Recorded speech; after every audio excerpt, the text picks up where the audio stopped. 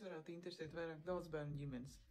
Nedaudz papētīju iepriekšējā postā komentāros, kad cilvēki rakstīja par to, kas ir izdevīgāks Igaunijā salīdzinot ar Latviju. Pēc papētīju ģimenes valsts pabalstu, jau saucamo bērnu naudu, par piemēru ņemšu daudzbērnu ģimeni. Tas ir 3 bērni.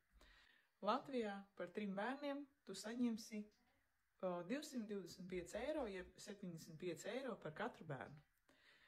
Igaunijā šis pabalsts ir 80 eiro par katru bērnu, tas ir kopā 240 eiro. It kā starpība nav liela, bet man uzmanību pievērš tas, ka papildus šim pabalstam tev pienākās daudzbērnu ģimenes statusa pabalsts, kas ir no 3 līdz 6 bērniem veidot 450 eiro mēnesī, savukārt 7 un vairāk bērnu tas ir 650 eiro.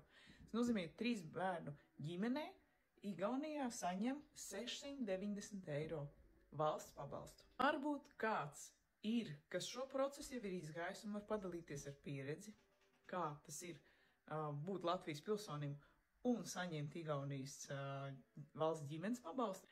Es varu palīdzēt ar dzīvesvietas deklarēšanos un adresi, bet es noteikti gribētu zināt kādu reālu piemēru, kurš ir izgājis cauri šim procesam. Tā kā, ja tas esi tu, vai tu zini kādu, kas šo procesu ir izgājis cauri, tad noteikti ierakstiet komentārā.